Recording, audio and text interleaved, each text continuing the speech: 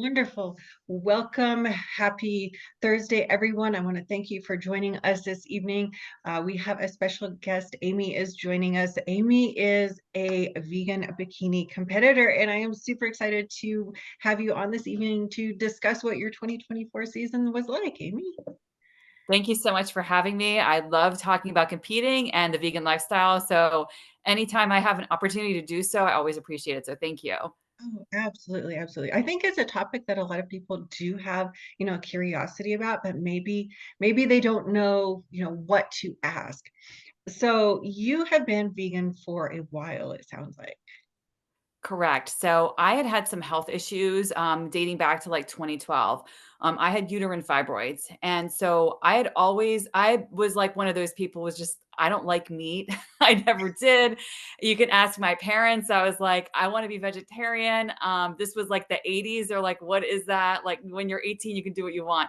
So I was never like, I didn't like chicken. I was like one of those kids. I would like eat around everything. So I kind of always knew that, that was like not for me, it just wasn't. So I had had some health problems. And so I was doing a lot of research and I had coincidentally met I was in some home workout series based on my before and afters.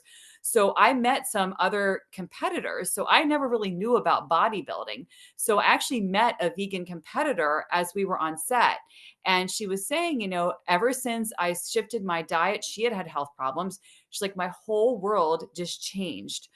So here I saw somebody who was actually living the lifestyle, because you Mhm. hear so many things. And this clearly was like, oh my gosh, that's what 11 years ago. I just celebrated my 11th vegan anniversary. This was 11 years ago. So obviously it's not what it was now.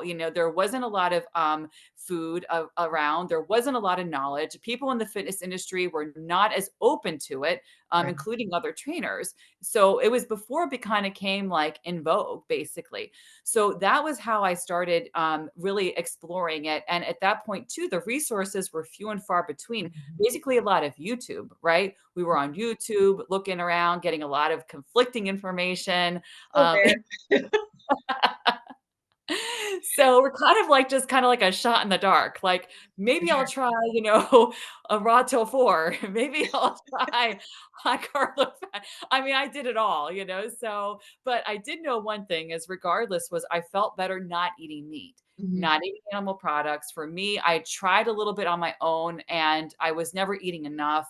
For me, the hardest thing to give up was cheese. I just wasn't really a dairy person, but that was the last thing to go, cheese and eggs. Mhm. So that was kind of how I got into the whole plant-based lifestyle to begin with. And to me, the plant-based lifestyle and fitness go hand in hand because we're just so self-aware of it. Right, right. No, I believe that too. So by going plant-based, you were able to resolve the health issues? So it's an interesting thing with doctors in modern medicine, Oh, right? yeah. I had surgery. I actually had fibroids. One was the size of a cantaloupe. I was very sick. My Yeah. surgery was very involved, and I just knew I wanted to do something I said, I don't ever want to be in this operating room again. What does that mean for me?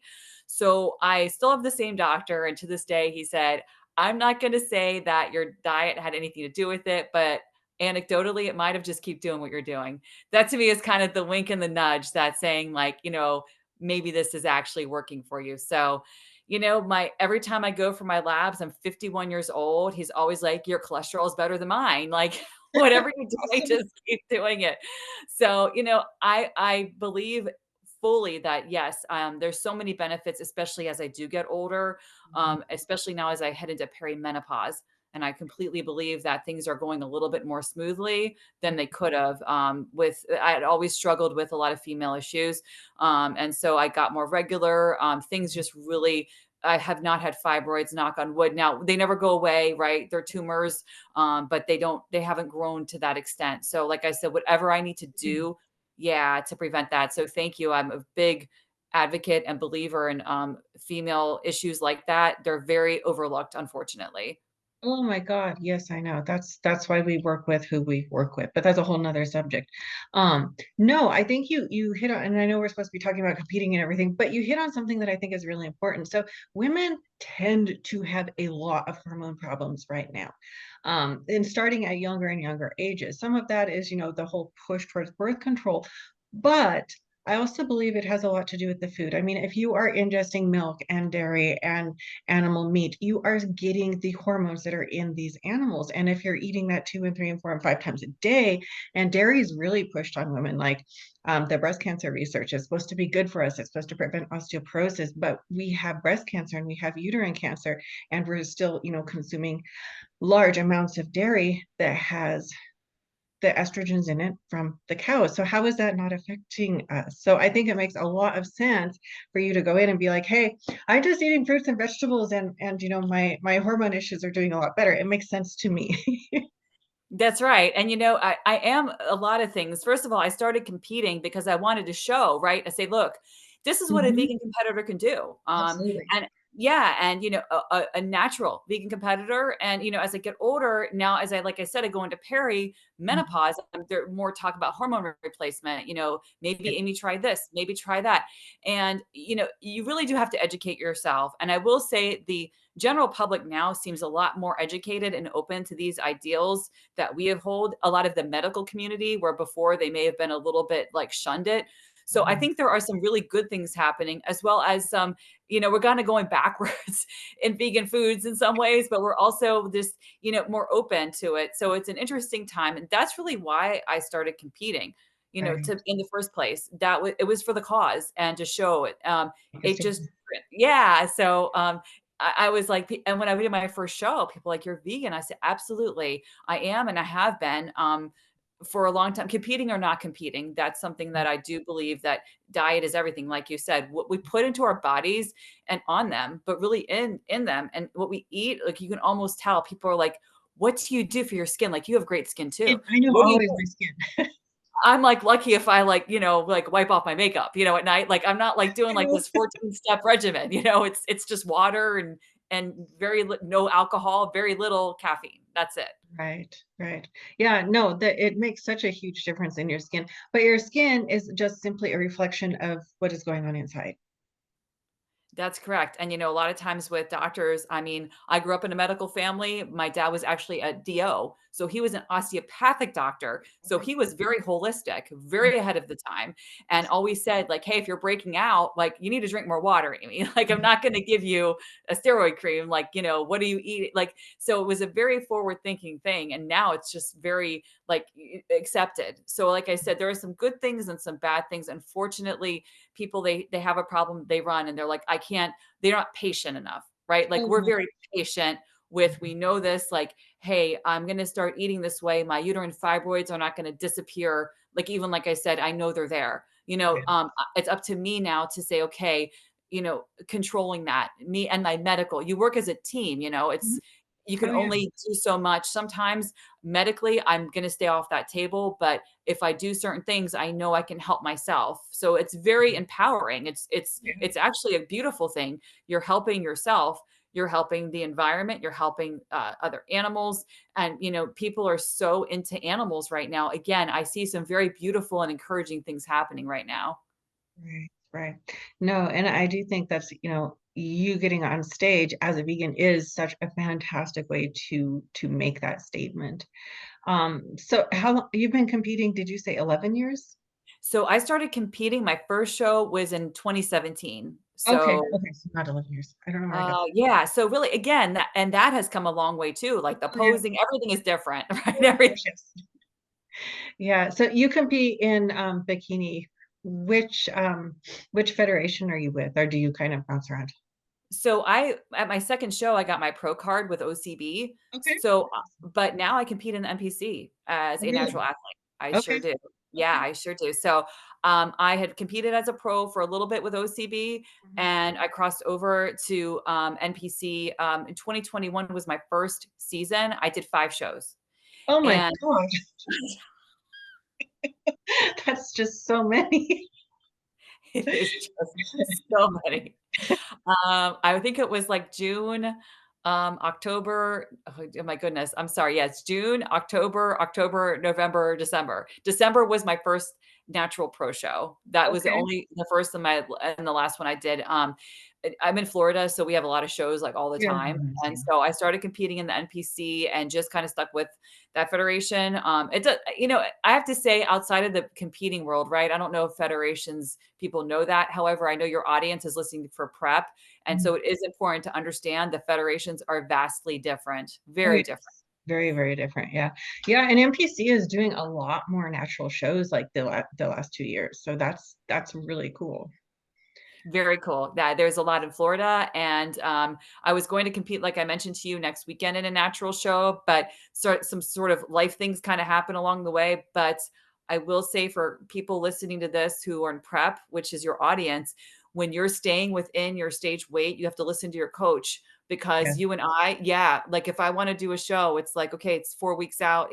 People are like, how long is your prep? I'm like, I don't know, because I do this year round, right? Macros year round. I'm never like crazy gaining 30 pounds. Bikini competitors, we don't really bulk. I don't, we just don't. I don't. So, we do an off season where we recover, let our like kind of body catch up, let our bodies reset, metabolize, put more muscle on, reverse diet. But I've never been like, I gained 30 pounds. Now, during 2019, I had some life changes, divorce. I did gain weight. That was not intentional. Right. Never again. It's so hard to get off. We don't want to Oh do my that. gosh, yes. Oh my gosh, yes. Yeah, especially and no, if you're, finding fun times with perimenopause, that's not going to make it any easier either.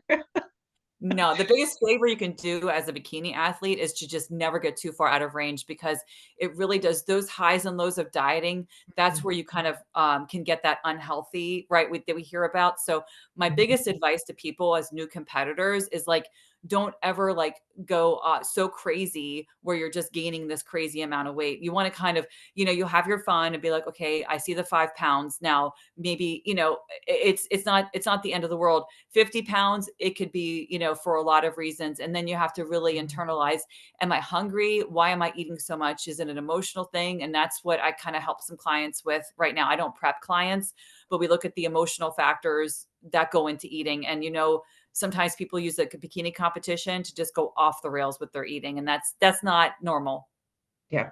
No, no. And I think like competing is great and being on prep is great, but it requires like a certain mental like aptitude. It is not a way to manage your weight. It is not a way to deal with an eating disorder. And in fact, if you have any sort of eating disorders, like women, I forget the number, but have a large percentage of women in general don't necessarily have an eating disorder, but they practice disordered eating. And going into prep isn't going to fix that. It's probably going to make it worse. So, Absolutely. And it's unfortunate. Well, it's good.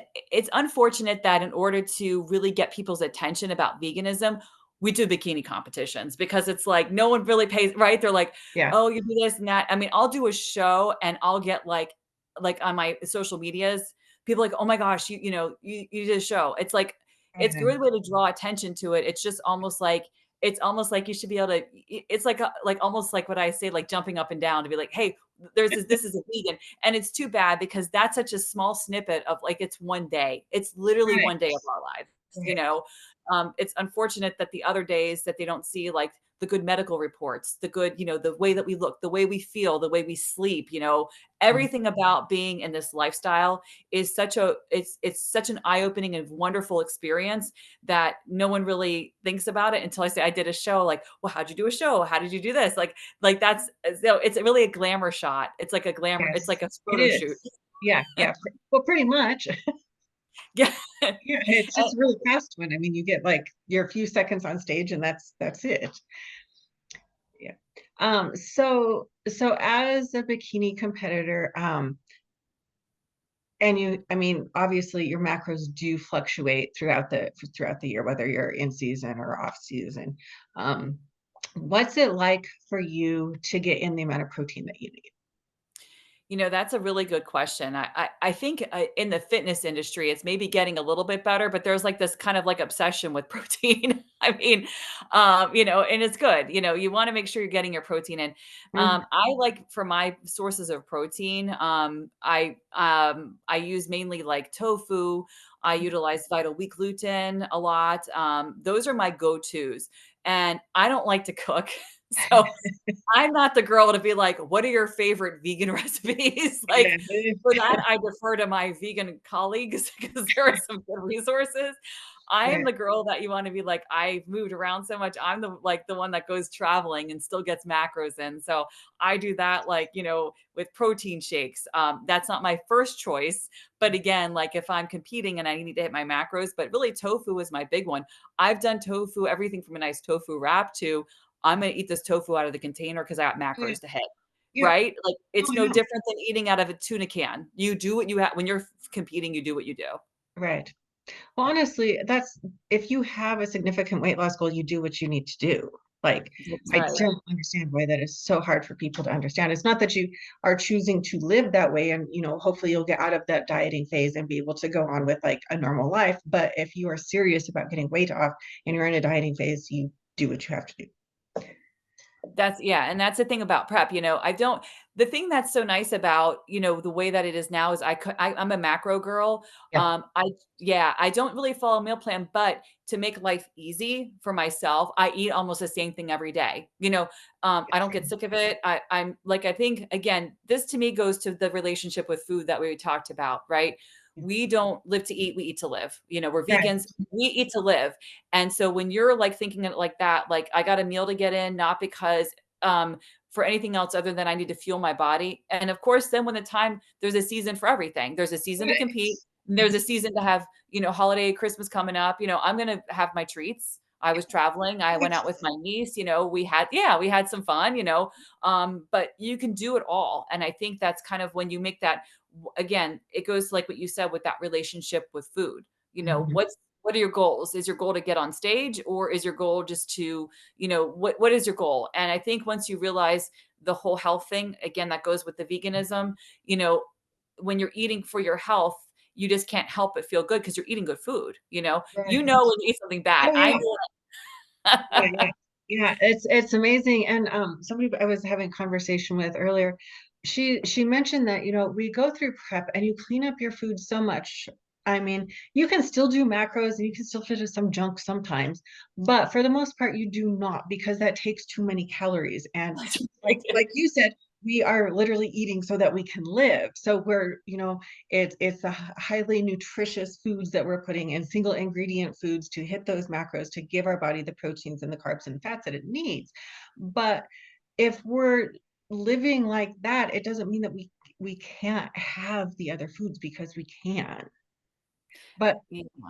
yeah, but getting through the prep and having that, those highly nutritious foods, it really alters the way that your brain functions because it's not struggling to filter out toxins. Your body is not, your liver is not overloaded with toxins. So your body's not struggling. You're actually like thriving, even though you're in a calorie deficit. And it really changes how things are working inside of your brain. And so then to come out of that into an off season and it just go, oh my God, I'm going to eat everything that oh my gosh, not only does it like just trash your gut, it's like a shock to your brain as well. Yeah, I mean, you just don't feel as good, right? Like, you just hit a Mhm. point where it's like, "Okay, I had my fun, I had my cupcakes, I got my Yeah, vegan pizza, yeah. and I feel horrible." Like, your body when you're so in tune with your body and again, I feel like people who embrace this lifestyle, they really are, and I think, again, it's just so encouraging because people now, and when you're vegan, and it's the big joke, right? You can't wait to tell everybody, but I do think there are some benefits because people see, like, this isn't a phase, this is like I said, I had to think about it 11 years later. 11 years, that's a lot. People don't do anything for 11 years anymore, Oh, that's true. right? Like, Sad but true. Right? Like, I mean, you know, it's not like, "Oh, I'm gonna try this 11 days." Or like, there's something to it. Say, "You know what?" And people ask all the time, "Do you miss meat?" No, I never liked it to begin with. Right. Why don't you like the other thing about too, like, if you don't like it, there's a reason for that. You're not meant to be eating it, you know? You're not. And I think again, like one of the things that I think is so interesting about this moment in time with the vegan movement is we are there's so much variety, right? There's Oh, so much yes. food out Oh there. my Like we gosh, didn't yes. have that, No, right? no, I don't, if you were trying to go vegan back when you were living with your, at home when you were living with your parents, that's like when I was wanting to go vegetarian as well. Like meat made me really super sick. So we had like tofu and we had tempeh and we had that, the almond cheese, and that was like it. And then you could get rice milk in a box, but like that was all that was available at that time. I mean, like the OGs, you know what I Yeah, mean? yeah, Like it's come a long way. like the tofutti cream cheese, like that was a big deal, Yeah, right? that was a Like big deal. it was such a big deal, like the non-dairy ice cream, like, oh my gosh, Right. like and I grew up like in like a family of like hunters and fishermen and Yeah, stuff like that. So, same. but I Yeah. will say this, having that also gave me like a new respect for like hunting your food. Like you see, like, I mean, when I would like, there would be like, you know, in the driveway, there was like game in the driveway. And you know what I mean? So you really understand the circle of life, you know, Oh like yeah. it's not in the grocery store. That is the circle of life. So when people talk about this, I'm like, it's a very sterilized version. And now it's just like this shock of like, do you mean animals are crammed in? I'm like, yes, they've been crammed in like that for a long time. So, Yeah. like I said, social media has been a really good focus. Celebrities, you know, whether or not you like them, doesn't matter. You know, anytime they draw attention to veganism, I'm like, this is actually a good thing. This is a good thing. Right. No, that is true. They have more reach than we ever will. That's all. Absolutely. So one of the things I did, because you asked me if there's anything I wanted to mention, I know we're Mhm. talking about prep and bikini competitions. One of the things that I get from my clients a lot, and probably you do too, is how do I travel, right? How do I travel as a vegan, as a competitor? I Right. just got back from a 3.5 week trip in Europe with my mom, and of which time I found ample vegan food. I Mhm. found, you know, relatively easy to stick to macros, and if I wanted to compete, I'm probably about maybe a peak week, maybe 3 weeks out. Mhm. Because again, when you're understanding your food, it's really not that difficult. It's just, I Mhm. think people have a mental block. Like, I'm going on vacation, calories don't matter. You know what I mean? Like, Right. and Right. Yeah, you can, it has to be the mindset because you're right. I do run into that. And it's like or even just a weekend trip, and they'll come back and they're like 4 pounds heavier, and that should not happen. It's like, don't you understand still what you are putting in your body? So it really goes back to them and the choices that they're choosing to make. Like, your body needs this amount of protein, and you know that you need to have vegetables. So why did you eat chocolate cake 3 times? I don't understand. yeah, I mean, it just talks again to goals. You know, we deal with we're in competitor groups. That's how, you know, so we see, and people are like, oh my gosh, I'm going to the beach. And I'm like, well, oh, that's great. You can drive there. That's like the easiest trip, you know, dealing with my clients. They're like, what if I have to go to a rest stop? Or what if I'm like, well, now they have like, you know, for my non-vegan clients who are transitioning or pescatarian, I'm like, well, they have tuna there. For my vegan clients, I'm like, bring a protein shake. You know, there are plenty of really, or like, they're not my first choice, but even like the tofurkey, you eat a pack of that, you hit your protein for the day, you know? Okay. So it's not my first again, but you know, we adapt, you know, what do you have available to you? So I went into Tesco in Scotland and I said, okay, what are the vegan options here? There are vegans around the world. There's a vegan entree on every menu. So, and there are, you know, I told people that I compete and they were very, you know, understanding. I said, look, I would like to get this. Can I make a few alterations? Nothing crazy, you know, just a few. And they're like, yeah, I can make you a plain baked potato. That's not a crazy thing to ask for at a No, restaurant. no, not really. I know. I'll do that too. Or can you please not put the oily butter spray on the broccoli? Like, just steam it. It's fine. Yeah. Yeah, I mean, and that's so, so when we talk about competing, you know, sometimes I hear that from women, like, how's it going to impact my personal life?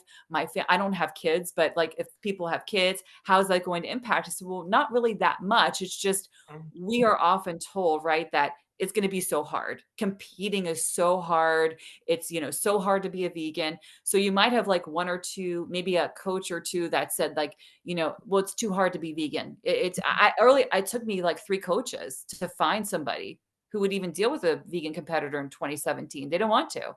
Mm. No, no, they really didn't want to. At No, all.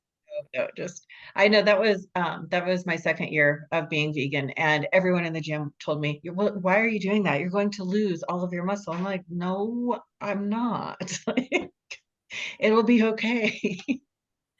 It's just a lot of misinformation. So whenever someone says, "Do you want to talk about this lifestyle?" Absolutely, whatever whatever we can do, because I think it's everybody. You never know that person you're going to hear, right? Just like I met that competitor in California who was Right. like, "It's amazing. It changed my life." She was a raw vegan for a while, and that to me is like, and I think that's something else that I find disconcerting is people are like, I can't be the perfect vegan, right? I just can't. So you know what? You don't have to, no one's looking for perfection. We're not looking for you to have, I used to have a dehydrator. I got rid of that. Like that to me was stressful, right? Like you don't have to be dehydrating all your crackers. Like you go buy some vegan crackers. It's okay. Right, right. No, that's so true. And I mean, I think if you have the time and you want to put that much dedication and mental effort into your journey, that's cool. But most people that I know don't have that space. And I think you made a really good point in that it doesn't have to be perfect, but any effort that you make is going to make a difference. Absolutely. And I think sometimes too, we see this with weight loss clients too, where they're just so hung up on perfection. They're like, Yes. I just didn't do this. So I'm just gonna eat a whole chocolate cake. So it's like, you know what, it's okay, like to not be the perfect vegan, to not be, the hard thing is now is a lot of these processed foods that we're seeing, they really aren't that healthy. So people think they're doing this great thing. And I'll be like, show me your shopping cart. And there's just like overflowing with sodium and fat and stuff. So, it's like you have to balance it out. But people are like, I'm not the perfect vegan, or I might have to do this or this or something. And it's like, okay, well, you know what, you're trying and you're making an effort, and that perfection is just, it's not going to be there. But like you said, if you want to try to dehydrate crackers, but if you're like, I couldn't be vegan, it was too hard, I had to dehydrate my crackers and milk the almonds every day. Like I always say, like, it's okay. Like you don't do that. Like I told you, I don't even turn an oven on. Like I'm Yeah. out. If it's cooking involved, I'm done. So Yeah, no, cooking, it gets old. It's just so much stuff to do. I'm like, if I can get my meal prep done in like 30, maybe 40 minutes, I'm good. It's something longer than that, I'm not eating it. Like I yeah, do it. like I won't even yeah, do like rice cooker and air fryer. I mean, that's really all you need, if that. right, right. Yeah. No, I don't my body does not like rice, so we don't have the rice cooker, but I have a steam oven and I can cook like all the vegetables in there. I make the seitan in there. It's that thing is a lifesaver. It takes 30 minutes. I mean, it's so easy. I think when people realize how easy it was, they're almost like they're like relieved. I'm like, no, it's really easy. Like that's all I have to do. I'm like, that's all you have to do. That's it. And it's every client. Some people really like when people like ask for vegan recipes. I'm like, "So you know what? You can do yourself a favor, and if you don't like meal prep, then, don't. If you find that kind of therapeutic and you really like to understand or know, but sometimes when you're counting macros, right? When people are new to it, they get very overwhelmed. They're like, okay, now it's this much onions, this much this. So I'm like, let's just take it down to basics so you can kind of, understand. So it's not so complicated. That's with life in general, though, don't you think? I mean, the less complicated. Yes, yes, easy. We want easy. If you want to be successful at something, it has to be easy. I've never heard of anyone being successful because they had this 12-step process that they go through every single day. Like, that's not realistic for probably 99.8% of the population. No, are they like, "What's your morning routine?" I'm like, "My morning routine is to get up out of bed." Like, that is it. Like, Yes. I'd like to say, like, I have this very complicated morning routine, and that's the key to being a good bikini competitor, but really I will say it's the consistency, right? Like, I used to be one of those people, like, if I don't go to the gym in the morning, my whole day now I can go, like, any time of the day, And when you're talking about competing, it is important to be adaptable because inevitably you're going to have a family emergency. You're going to have, if you have kids, a kid at school, I have car emergency this week. You're going to have something that kind of comes up. So you want to be adaptable. And that's even more important to have something very straightforward and easy that you can stick to, not have to run home and flip things over in the dehydrator because, it's the perfect recipe for sprouts. Like it really does get that way. And we see people get really caught up like in the details. And it's like, it really doesn't have to be that way. That's how people sell books, right? That's how people Oh sell yeah. their, you Yeah, know. yeah, absolutely. No, keep it simple. There is so much to be said for simplicity because if it's simple, then you can be consistent. And you can enjoy things in life. Like, I don't want to be like meal prepping for 4 hours on a Sunday. I want to go to the beach. I want to go live life. Like, that's the most important takeaway I can say to any competitor is the more sustainable that it is, the longer, you're like you said, what you were competing since 2015. I started 2016, I started. Yeah. So you're like 8 years in, like, again, like people won't do anything for 8 years, So to be able to sustain a competitor lifestyle for 8 years, you're going to have to really enjoy that, and if it's not enjoyable, you're not going to do it. True. Well, and I mean, there are parts that are not enjoyable, but No. they're very few and far between. And that's life. Just because I have a few unenjoyable days doesn't mean that life is not worth it. Well, and I think as a competitor, like you want to keep those unenjoyable days to a minimum, right? You want to keep it to like maybe, everyone talks about peak week. Peak week to me is difficult in that like there's 1 or 2 days where I'm like kind of foggy.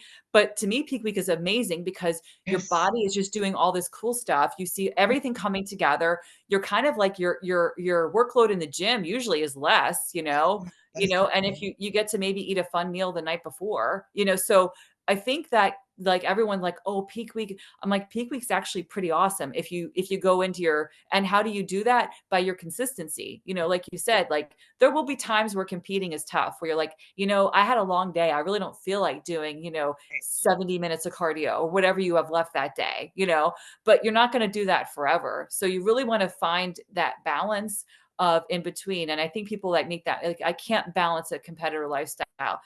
I think Mhm. you can, and I think if your coach is telling you that you can't, you need to find a new coach. That's my honest opinion. Right. Yeah, yeah, no, that is a good point. Because I have a competitor who works so many hours.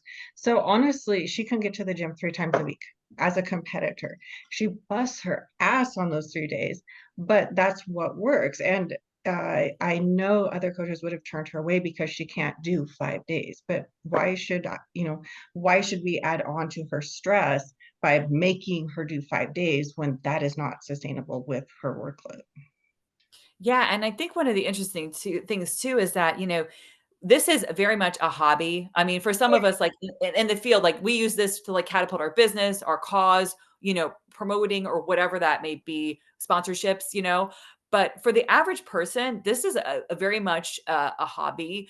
And so if they aren't enjoying it and we're seeing them, they're absolutely miserable doing it. It's like, why are we doing that? Like, if you have a client who can only work out 3 days a week, maybe she busts her ass those 3 days, but then the other 4 days, she can actually go enjoy time with her family or enjoy a good night's sleep. That balance and that, if you said to her, you have to go 5 days a week for 3 hours a day, she'd be like, I just can't do it. And then it's like, then she would feel bad that she didn't make it. Where the reality is with the right coaching and the right approach, she absolutely could be a champion. Oh yeah, yeah, absolutely. Yeah, she does really well. So, so I know that it works, but like you said, it gives her the power to also be successful because we're working with her life rather than making her work our plan, which any good coach should take and work the plan around the client's life.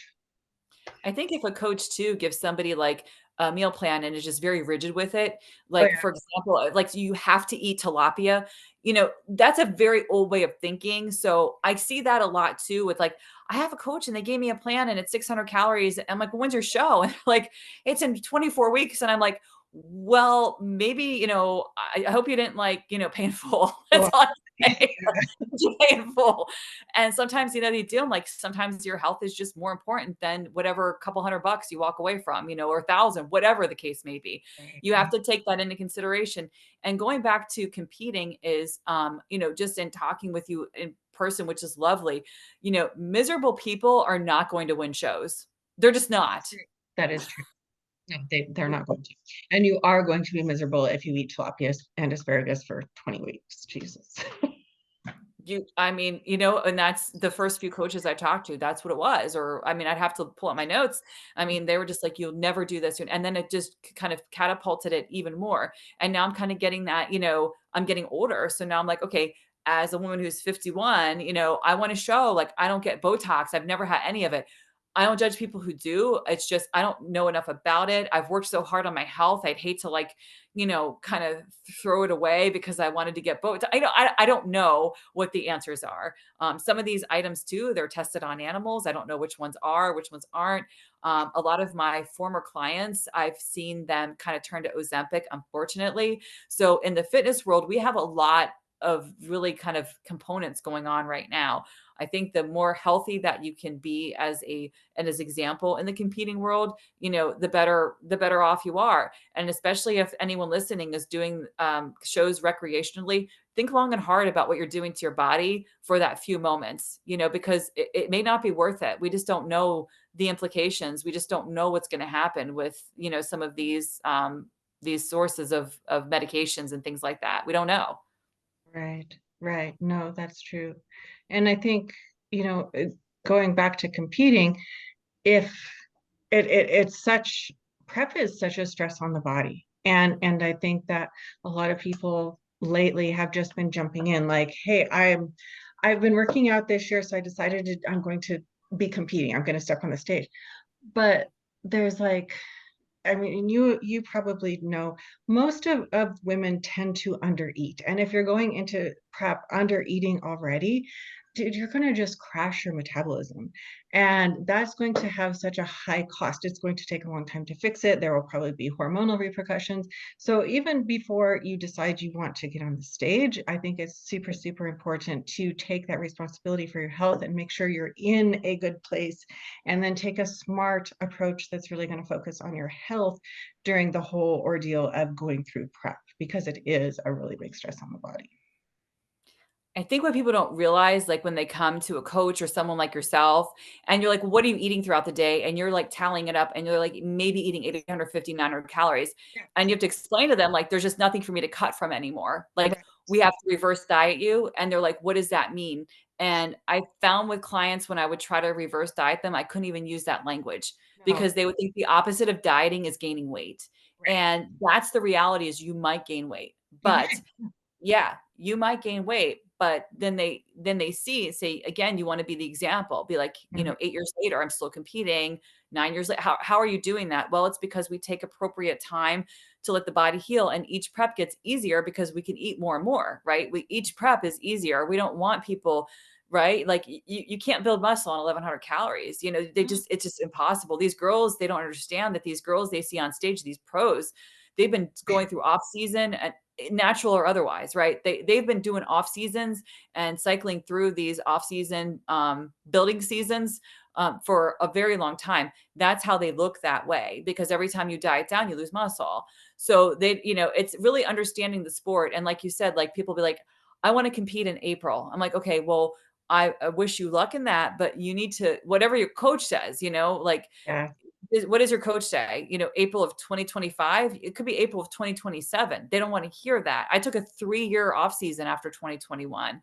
Okay. Just to kind of build, regroup, recover, do other things. And, if and when I was ready, I said, let's go in, let's do this. And it's easier because you get to eat. Yeah, it's way easier. You're eating like 2,000 calories and, sometimes in prep. So Mhm. it makes a big difference. And again, you want it to be enjoyable. It's like, do you want to go on stage and be miserable and not win and just be upset and then just go and binge and have it be a one-time thing? Or do you really want to make it a longevity and do it healthy? I think Mm. like you kind of hit the nail when you said any prep is stress on the body. It just Yeah. is. We're asking a lot of it, a Oh, lot. absolutely. I mean, So you shouldn't be technically starving. And if you are eating like 700 and 800 calories, you needed to do a lot of reverse dieting before attempting prep. But it is still like you're starving your body to get it that lean. Even if you're eating 2000 calories, you're still starving your body to get it that lean, you know, while you're still, working out like a maniac, and maybe you're doing cardio, maybe you're not, just, it depends on you. But it is a huge stress, and to think that it's not going to have hormonal repercussions or gut repercussions, maybe your thyroid. There's so many things that the prep does affect, and I think just taking a little bit of time to get really honest with where your body is before you go jumping into that would be something that would be a really smart move. Yeah, like, we don't do shows to show off weight loss, kinda like what you said, like, that's not really the It's not point a of weight it, loss you competition.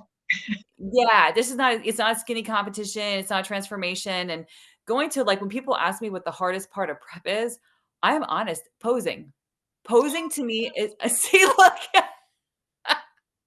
Yes, yes, yes.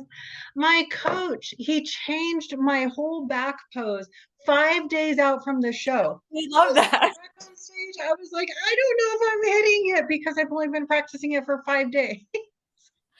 Because you're and, and people need to hear this though, because when your body changes, your posing all of a sudden is gonna change. And I Yes, was it like, changes What do you mean?" I'm like, "Well, I'm coming from the left. What I can't change it for the right. Like this, no, no, no, no, no." Like that's like the hard. So again, like the more the more consistent you are with your posing, then it's like because if you kind of had a brain freeze on stage, at least you can revert to the old posing, and it happens, exactly. You're not just like, is it left? Is it right? Is it this foot? Is it like, am I dropping my glutes? People Yeah. have no idea how hard it is. So like, I think I'm going to do a show. It's like, when should I start posing? I'm like, now. Like, Yes, start yes. posing. Go buy You some heels. for at least 20 weeks before your show, if not longer. Crazy. In the off season, I'm always even at the gym, just hit some Oh poses. yeah. Because when you have, yeah, hit some poses, twist your shoulders because it really is like so hard. It happens so quickly on stage and people don't believe it. But it's like you are up there for 30 seconds and you will literally practice for 8 months and be up there for 30 seconds. Sometimes you might have a big class, you might be up there a long time, or you might be up there a short time. You just don't ever know. So you want to be holding that pose. I used to set the timer and hold the pose. So Yeah, but yeah. yeah, Oh my gosh. And they do like, I think that holding the back pose is the worst. It probably is for bikini too. But that's the one they make you hold the longest. And it's like so hard. Your back is like cramping and your hamstrings cramping. And you're like, oh my God, I just want out of this. you just want out of it. It's so funny. It's like, where do I look? And I like tend to look down. Don't look down. But at least you can kind of like make your face. You can make your flex face and no one notices. But yeah, it does. It's just people have no idea. Like they think it's just, so easy and it's not the whole thing. No, it's not easy, not at all. Takes a lot of physical work, but it's so much mental work as well. The hardest part. The hardest part of prep is posing. Yes, I think that's valid. That is so valid. Walking in heels. Oh my God. Yeah. Maybe one day we won't have to have them, but I kind of doubt it. I'm always like, I switch. I would love to switch, classes or just different divisions, just don't wear heels, but I don't. That's not a good enough reason. So No, no, no, it's not. And I don't know that I ever have the size needed for, physique or bodybuilding where you don't have to wear the shoes. Darn. yeah, yeah. Maybe someday they'll throw their shoes out. I'm always like, what about these shoes? Yeah. Why do we gotta wear them? We never wear shoes. Heels, no less. I'm like, they're like, I remember putting them on for the first time, and I think my coach was like, "Looks like you never walked in heels before." I'm like, "That's not inaccurate. Like, that's pretty accurate." Yeah. Yeah, yeah. No, it's wearing the heels on stage is very, very different than everyday life for sure.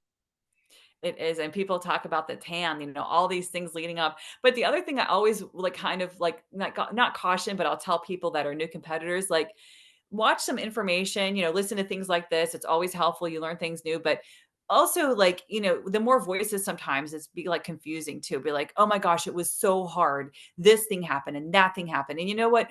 go with an open mind and enjoy the spirit experience. Like, you may love posing, and if that's the case for you, that's great. I'm so happy for you that if you love posing, you're a star, but it's just not my thing. So I think it's important also to be candid about these things. So when people are like, just practice your posing, it'll get easier. It does, but don't feel bad if you still have to work really hard at it. And if you're like, you know what, I'm a meal prep. I love the gym. For me, I love the gym. I never have problems getting to the gym. Like, that's not my weak point. Hitting macros is not hard for me. So whatever is kind of like basically your Achilles heel, it might be different. Maybe for someone else, they're just super shy, and they're really hard to get in a bikini in front of other people. I never wore a bikini in my adult life until I was in my 20s. Like, that was a big deal. I grew up in a very, kind of like not conservative, but you know what I mean? It was in the 80s. Like, we were just like, more covered, and so that was a very, like, I had to wear that around to get comfortable. Even now, it's not a big deal, but don't ever be ashamed to be like, well, all these girls, they look so confident. It's you learn it. And again, this again is why you don't want to be miserable, because you don't want to be miserable, be like, and I can't walk in these heels, and I messed up my macros, and the gym is hard. Like, people make it look easier than it is, and that's, they're not, it does not like they're making it look easier. They truly are enjoying it, and they're enjoying it because they're not eating tilapia every day. That's true. And I think it's important to note too that, even though maybe the pictures or maybe the videos look like that this person is like super confident, but you don't know that they're not. Like, they could have all these mental demons that, are behind them, pursuing them, and maybe getting on stage is a way that they find helps relieve some of that, and helps them focus on areas where they need to grow. But just because somebody is making something look easy does not mean that it is. Absolutely. And the other thing is too, is like the comparison, right? This is very much a competition. So Yeah. the comparison can kind of like kill you, for lack of a better way of putting it. But you know what? I've seen girls who are like first across and like upset they didn't win overall. Like, seriously, like, so it's kind of like you have to, it's your personal accomplishment. Like, Yes. maybe it's like, yeah, like, I got on stage as a vegan. Like, that might be the first thing you want to do. They say, okay, maybe like for me, I was like, I just wanted to like get across the stage. And then as it got on, I'm like, I want to get my pro card. And I Mhm. got it my second show. I was really like shocked, but I didn't say I'm only, I wasn't gonna quit if I didn't get it. I was just like, hey, it'd be kind of cool, to get the pro card. And now it's kind of like I want to qualify, whether or not I actually go to nationals, I don't know. I mean, now it's like you want to have these goals for yourself, I wanted to get in the next class as a 50-year-old. Like, that was kind of my goal. So I think it's having that goal for yourself, whatever that looks like. And also, like, you might see somebody who does a first show and win an overall, and that's great too, but it's so dependent on like who's there that day, Oh, 100%. right? Like, Absolutely. and what we've been finding lately is the over 50 classes are stacked. They're Really? stacked. Okay. Yes, because I think there's a lot of reasons, but I think because of women in this age group have more time, they Yeah. have more muscle maturity, they've been competing longer, they have more disposable income, they have more things going for them. They don't have little kids or no kids, whatever that looks like. So they have more time to be focused. And frankly, I think as people get older, they just get more focused. Oh, yes. Yeah. They don't have the distractions. They are just like, if I'm going to spend this much time doing it, I want to do it to the fullest. So I found that like some of these competitors are really, really top notch. Mhm. And it's been kind of across the board. I'm in South Florida, so everyone here looks good. Yeah. Yeah.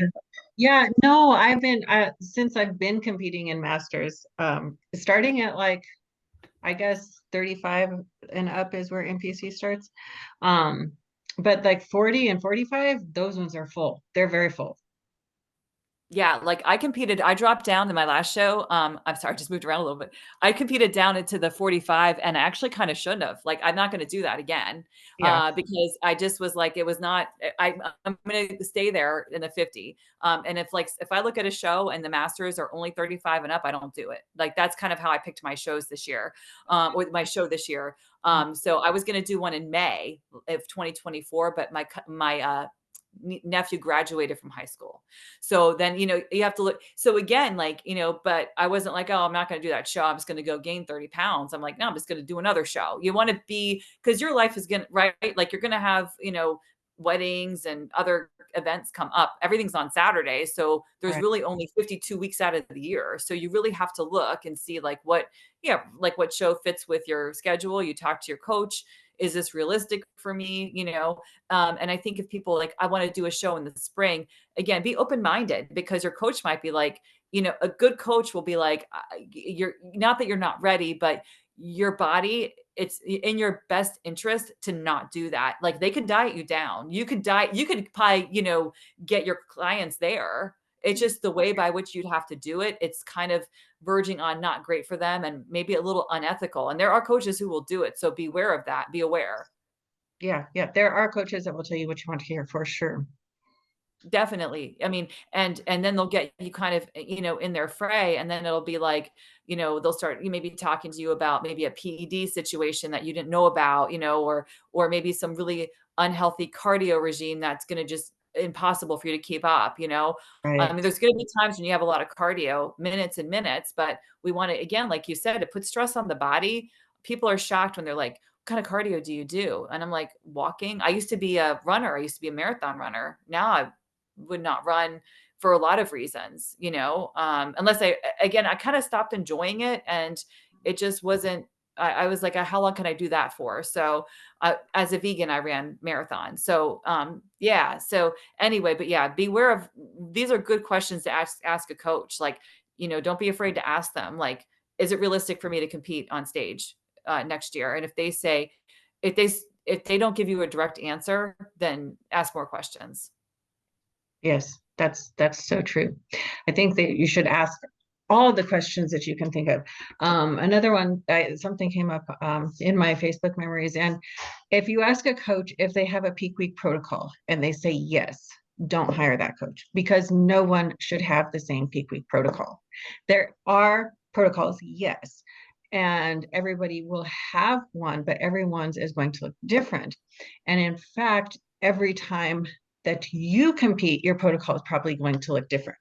For one instance, I have a girl that did 3 shows in one year, and every single time peak week was different for every single show. So we couldn't have applied the same protocol for all 3 shows. She wouldn't have looked her best, and that would have been me doing a disservice to her by giving her simply the same protocol we used for the first show. Absolutely. Every show has had a different peak week protocol. Some are better than others. Some are reversing. When you have a lot of shows, you might reverse in depending on what you look like. And I think too, like, don't try to question your coach. Be like, well, last time I didn't do this, and now no, you execute. I mean, not like, it's my way or the highway. If you see something like a question, it's good to understand, but they didn't forget. They didn't, it's not a mistake. No, it's the right. It's like, that's your peak week protocol. And like I said, I love peak week. I see it different every time. The longer I compete, the easier the peak weeks get. That I do less cardio. It's so much easier. And that's why doing multiple shows in one season is like, I love it, because that first one is kind of tricky. And then after that, it's like, you're so dialed in that your peak week shouldn't be miserable. And you're right. If your coach is like, your peak week protocol, and somebody that has the same coach and it looks exactly the same, that's a problem. Now you might have like the same kind of like, methods or whatever, or, different things you might do that are similar, like different foods. So you might drop fiber the same day. But other than that, I've noticed even that changes sometimes. So be aware of your coach. Like, and I think too, this is why I think people shouldn't price shop with coaches. Oh I yeah. think right? Like, because you can find a coach. Now, there are some really good coaches out there who have, like, they just do it because they love it. They maybe don't need the money. They do whatever, but don't feel like you are signing up for it with a big team. And if somebody has a name recognition, Right. that likely means you're getting a cookie cutter program, and be realistic about that. And you might be paying $3,800 for the exact same program. I'm a 51-year-old woman who's a vegan. I should not have the same protocol as a 23-year-old woman who's a carnivore. I just, that's just not. And if you do, that's a problem. Right. That is such a good point. I'm so glad you brought that up, because it is a problem, and I feel it really is prevalent in the teams for sure. One of the things too, because I know you have people listening for prep, I keep a coach year round, Oh year yes. round. Yes. Yeah. Do not get rid of your coach on the off season. That is some of the most inappropriate like setting yourself up for failure stuff out there. You need the accountability, and your coach is gonna be okay. Like, if you're like, "I went on vacation and I was, like, over in macro," like, be honest with them. Yeah, just I mean, not like crazy. If you're crazy over, tell them that too, because then again, like there's something going on, or they might just be like, "That's out of character for you. I'm happy you had fun. Now let's dial it in." right. But like, you don't want to not have a coach year round because you're going to put yourself behind. There's what happens in the time when you're not competing is so much more important than that however many weeks. And I think that cannot be lost on people. And even if they're worried about finances or whatever, like the most important thing you can do is keep a coach, even if it means like dropping down to a less expensive gym or, sacrificing on some of the variety of food. We were just talking about this. Another coaching friend and I were saying you can do like really cheap prep. Actually, I have an in-person trainer and a coach who does my macros. My in-person coach was saying that we were talking about, because people are always talking about money, especially now. You can do meal prep for pretty inexpensive, especially as a vegan. Oh my gosh, it's so much cheaper. Yeah, yeah, absolutely. But you're right. Like what you do in the off season is the body that you bring to the stage. Yeah. So it's pretty important. And yeah, keeping the coach year round, I think, is just such a huge, huge asset. And also people need to be realistic about, coach the pricing of coaching too. The amount of time and effort that you put into each athlete, like it's a lot. It's a lot. So I hope people don't price shop on their coaching because it's also your health. Like it's really important that that you invest. Your coach is probably you can rent a suit, you can rent heels, we both know people with contacts that we can get, that your clients and sometimes I rent suits because I like to have a different suit each show. So, I would rather rent a suit that looks really expensive than buy a cheap suit. So I'm lucky to have those contacts. Everyone does, in the industry. So if you need to skimp out and maybe you don't buy an $850 suit, maybe you rent that same suit for $150 and put that $700 toward a coach in the off season for a month or whatever. You need to do that. That's the most important thing that I can say to anybody competing. Right. Yeah, no, that's a really good idea about renting a suit. I even forget about that. I should not forget about that.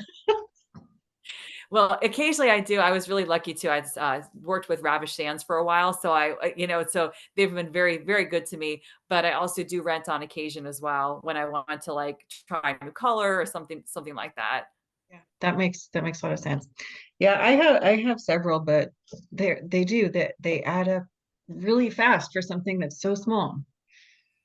I mean, they're tiny, but they take a lot of time to make though. I will say they're very intricate. But or some girls like if that's you're really looking forward to buying your first suit, then maybe buy your first suit and use that through the season. If it's a good fitting suit and you like it and you're confident in it, there's nothing wrong with wearing the same suit. Actually, and the more competitor friends you make, you can borrow each other's suits. Just make sure the cut's good. And a good suit maker can adjust the cut and they let the sides. You can let them out. So there's stuff you can do. Yeah. Yeah, that is super true. We're not quite so flexible in figure because the whole bottom part is different than Oh, yours. yeah. Yeah. But for bikini, that is a super simple adjustment. Yeah, I mean, they can even cut the bottoms and stuff, if you really needed to. But yeah, figure is a whole different thing for sure. But for bikini, which is what most of the competitors gravitate to, like don't break the bank. Like do not break the bank on it because it adds up real quick. There are certain things like I still get a show tan. The last show I did, the last few shows, I did my own makeup. I used to work in TV news, so I'm proficient, but there's tutorials, practice with it. I still like getting my hair and makeup done if I can, but there are times when the scheduling is just not jiving with your show day. So Yeah, sometimes that's crazy. Um, what do you have a favorite tutorial for makeup that's like on YouTube or something? there's one that I do, like, I'll have to send it to you. I can't remember her name offhand, but it was really easy to do. I mean, like, pretty much what I'll do also is like I'll Google and I'll see a few and I'll like kind of combine different things that I like because the hardest thing is matching the tan. But I think it's, yeah, like you can find, especially like the Kat Von D, there are certain products that are still like, vegan friendly. And I had a client, she actually gave me some foundation at one point that she worked for a company that they made, different makeups and stuff, but you can pretty much, if you go, I'll have to see, but if you look, and also if you actually Google like on Reddit, you can see like the colors. So I was like so I had hers and then I went and got a few other, like I got some elf. You want to try to find things that are vegan friendly if you practice plant-based lifestyle. And right now, very few cosmetics companies even test on animals anymore. They really, thank God, right? Right. So it's, but you want to search. Elf is a good product to have. And if you don't want to buy Kat Von D, it is pricey. You can kind of, Elf is a really good one. Wet and Wild. I mean, I use Wet and Wild on show day sometimes, just for different highlighter and elf eyeliner. So you can really do and save yourself a lot of money that way, only if you're comfortable doing it. Maybe get it done for the first show or two because your jitters are going to be so much. And then after you do like your 8th, 9th, and 10th show, like most of us are on, you'll be like, to kind of do it yourself, do your own hair and stuff. And, then it's like, again, if I wanted to compete next weekend, I'm like, okay, I pack up my makeup bag and Yeah, show up and ready to go. It's not a big saga, again, as easy as you can make things, like this is, most enjoyable shows are the ones where I'm like low stress, it's like you show up, you do your thing and you go home and you eat your vegan cookie and you go back to doing it the next day. right. No, that's so true. Keep it simple. Always keep it simple. It makes it more fun.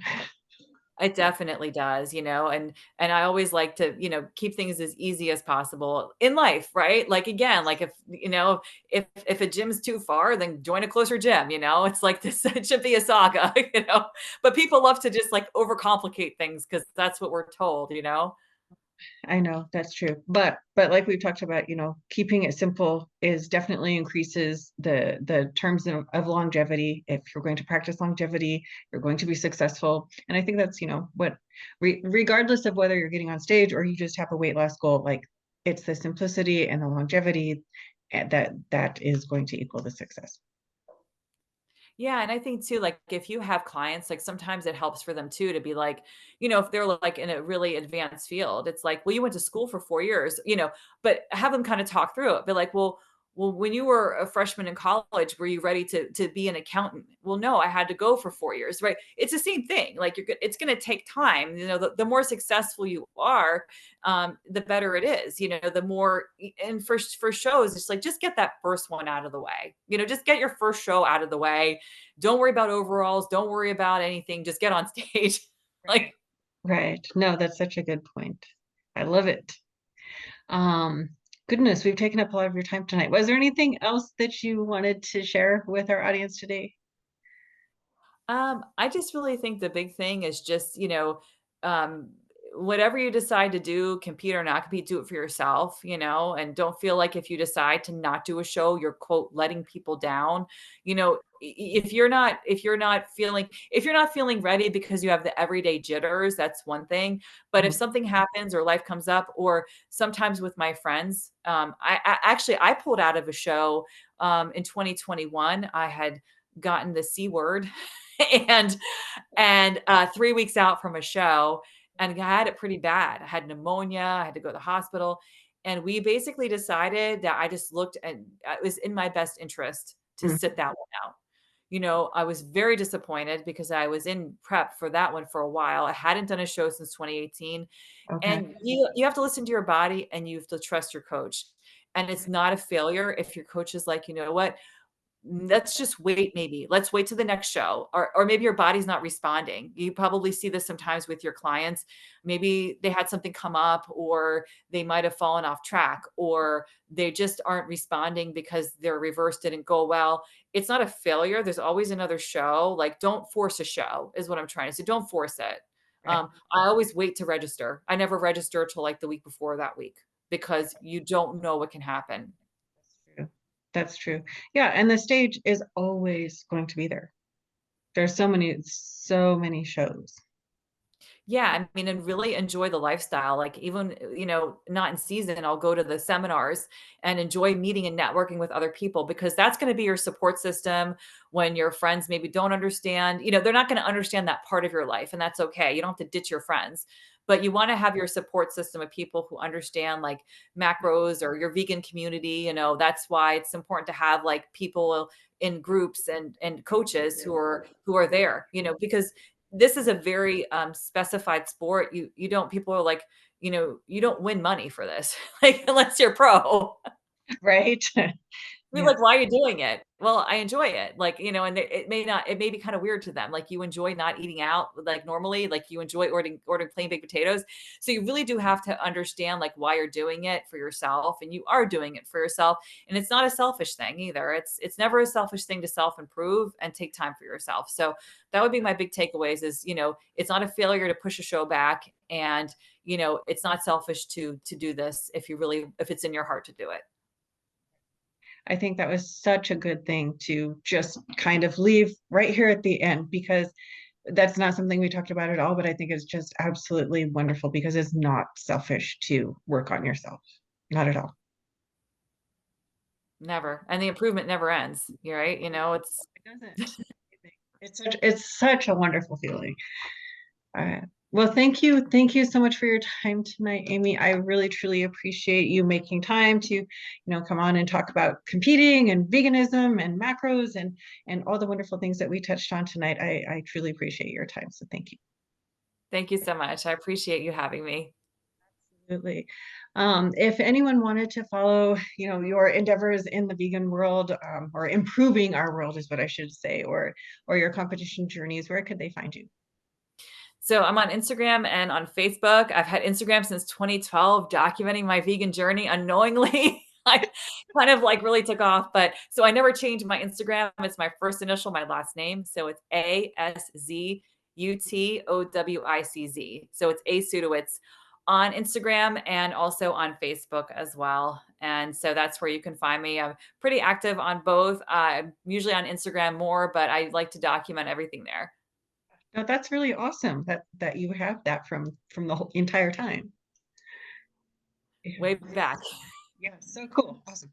All right. Well, thank you again for your time tonight, Amy. I really appreciate it. A beautiful rest of your night. And to all of our audience, have a wonderful week, and we will see you next time. Thank you.